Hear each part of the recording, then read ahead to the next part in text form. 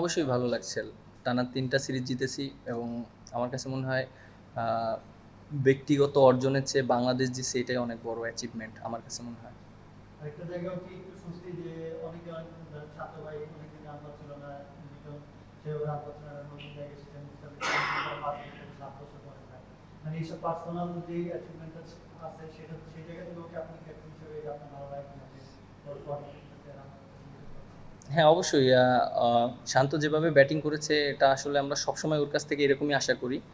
আর ও খুব ভালো একটা ইনিংস খেলেছে। লিটন দাসও যেভাবে ব্যাটিং করেছে আমাদের, আর মোস্তাফিজ মানে প্রত্যেকটা প্লেয়ারের অনেক দেখেন যে সবাই অনেক এক্সপিরিয়েন্স প্লেয়ার, বাংলাদেশের জন্য অনেক দিন খেলেছে এবং আমার কাছে মনে হয় যে দিস ইজ দ্য টাইম যে পারফরমেন্সটা ভালোভাবে শো করার জন্য এবং সবাই এন্ড অফ দ্য ডে টিমেরও রেজাল্ট হবে। আপনার প্রথম ম্যাচটা হারার পরে আপনার ম্যাচটা কি ছিল? সিরিজের একটা প্রেশার তো ছিল শুরু থেকেই। আপনার প্রথম ম্যাচটা হারার পরে সেই প্রেশারটা আরো বেড়ে যাবে। তো তখন ম্যাচ সেটিংয়ের প্রতি কি ছিল এবং আপনি কিভাবে সেট করে যাবেন? আহ, উম, দেখেন যে আমরা কিন্তু অনেক টুর্নামেন্ট খেলতে যাই।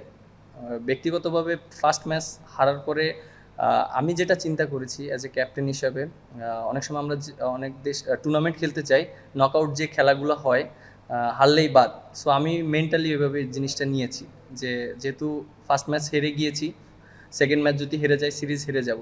সো এটা আমাদের জন্য একটা অপরচুনিটি যে এটা যদি জিততে পারি তাহলে হয়তো আর একটা অপরচুনিটি হবে। সো আমি ওইভাবেই চিন্তা করেছি।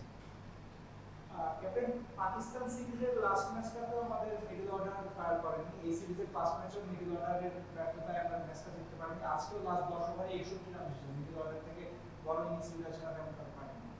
এই মিডল অর্ডার বারবার ফেল করছে কেন? ক্যাপ্টেন হিসেবে আপনি এটা আপনাকে দুশ্চিন্তা দেয় কিনা? আজকে তো মিডল অর্ডারে ভালো খেলছে, লাস্ট ম্যাচও তো জিতিয়েছে। আপনি লাস্ট যদি 10 ওভারে 61 রান আমি এসেছে, লোয়ার মিডল অর্ডারের কথা ও লোয়ার মিডল অর্ডার, হ্যাঁ লাস্ট 10 ওভারে 61 রান এসেছে, এই জায়গাটায় আমাদের দুশ্চিন্তা দেয় কিনা বা এই জায়গায় ফেল করার জন্য আপনি কোনো কারণ খুঁজে পেয়েছেন?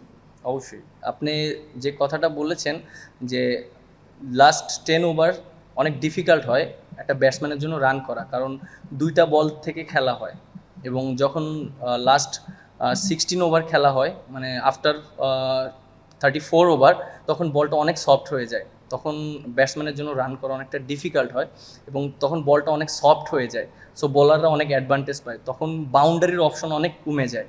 সো আমার কাছে মনে হয় যে যদি বেশি অ্যাটাকিং মুডে খেলা যায় তখন হয়তো উইকেটটা বেশি পড়ার চান্স থাকে।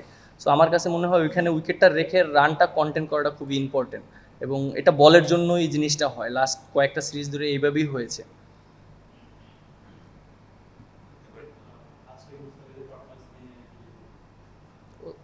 অসাধারণ পারফরমেন্স করেছে এবং ও যেভাবে বোলিং করেছে আমরা সবসময় আশা করি মুস্তাফিজ যে এরকমই বোলিং করবে।